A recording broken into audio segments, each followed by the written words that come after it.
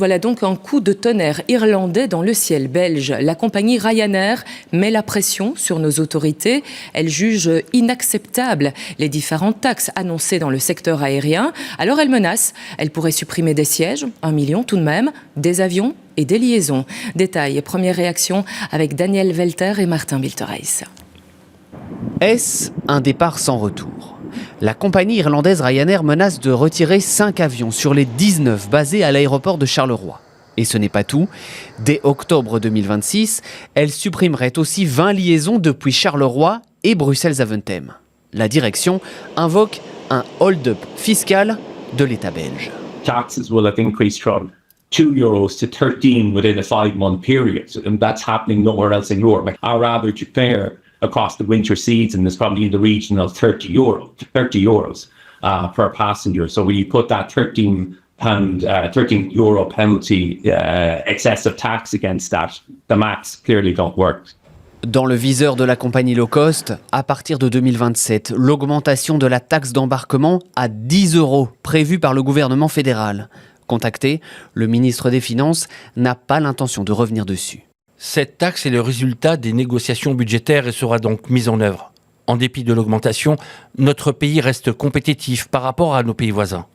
Mais Ryanair demande aussi un geste à Charleroi, qui s'apprête à voter une taxe communale à l'aéroport de 3 € par passager. Objectif, ramener 15 millions d'euros dans le budget de la ville. La redevance qui est demandée par la ville de Charleroi vise l'aéroport et pas les compagnies aériennes, en s'assurant que l'aéroport avait la marge bénéficiaire nécessaire pour absorber notre taxe sans la reporter sur les passagers ou les compagnies aériennes. Le gouvernement wallon, dont les partis sont aussi au pouvoir au fédéral, dénonce cette redevance supplémentaire, estimant que le secteur aérien est déjà bien assez mis à contribution. Mais ici, on voit que c'est une taxe uniquement pour remplir les caisses. Ça n'a juste pas de sens. La taxe du fédéral, c'était pour inciter un changement de comportement.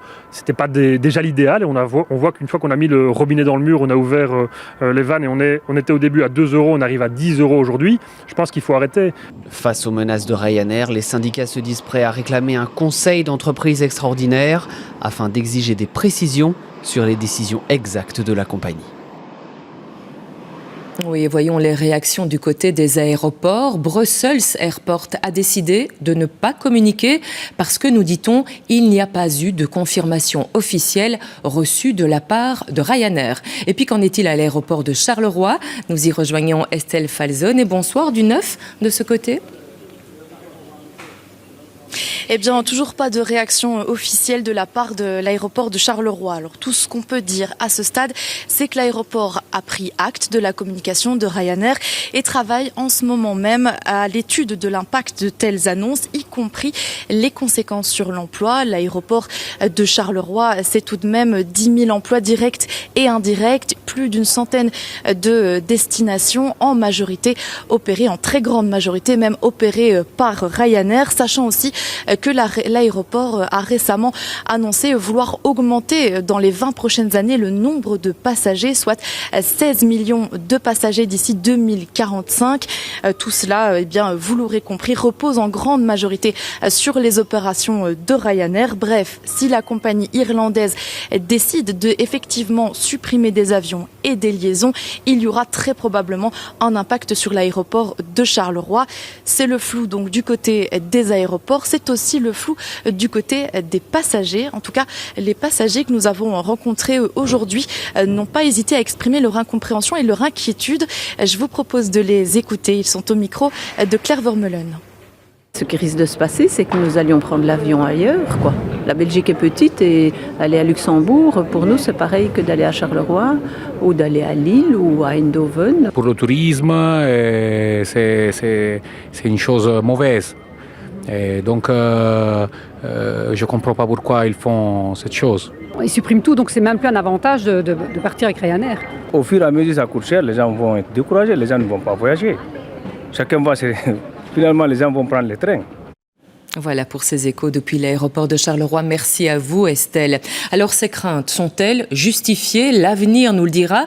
En tout cas, Philippe-Antoine, entre Ryanair et la Belgique, Charleroi surtout, c'est déjà une longue histoire. Une histoire du siècle précédent, Nathalie, puisque les tout premiers avions Ryanair qui ont opéré la liaison entre Charleroi et Dublin, eh bien, ils sont apparus en 1997.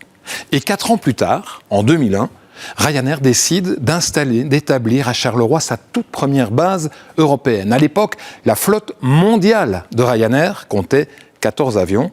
Aujourd'hui, il y en a un peu plus de 640. Il faut dire que Ryanair opère dans 224 aéroports répartis en 36 pays. Oui, Ryanair qui, au fil des années, a aussi consolidé sa base à Charleroi. Absolument. 8 avions en 2009, 13 en 2010 et 19 finalement cette année, ce qui fait de l'aéroport de Charleroi l'une des bases principales de Ryanair en Europe. Un chiffre intéressant encore, l'aéroport de Charleroi a franchi l'an dernier la barre des 10 millions de passagers, 10 500 000 pour être précis, et Ryanair dit en avoir transporté 8,9 millions. C'est la toute grande majorité, et cela donne bien la place qu'occupe Ryanair à Charleroi. Oui, compagnie active aussi à Bruxelles Airport. Oui, tout à fait. Il y a même eu une base avec 4 avions qui étaient basés entre 2014 et 2022. Ce n'est plus le cas aujourd'hui, mais cela n'empêche pas qu'il est toujours possible de prendre un vol Ryanair depuis Bruxelles. Simplement, les avions viennent d'ailleurs. Merci à vous, Philippe. Voilà donc pour ce dossier que l'on suivra attentivement.